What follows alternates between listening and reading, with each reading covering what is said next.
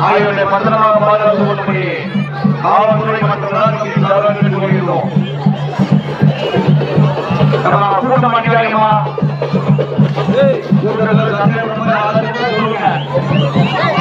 ஒவ்வொருத்தருடைய எதுவும் CCTV camera இருக்கிறோம். யார் பண்ண முடியாது. முன்னாடி தயவு செய்து பொருட்களை பத்திரமாக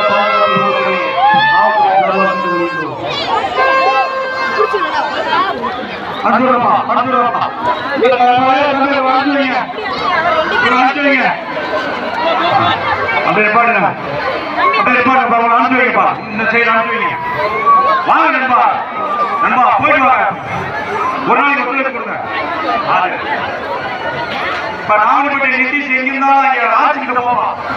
அப்பா நாகப்பட்டி நிதிஷ் ஆட்சிக்கு போவாப்பா.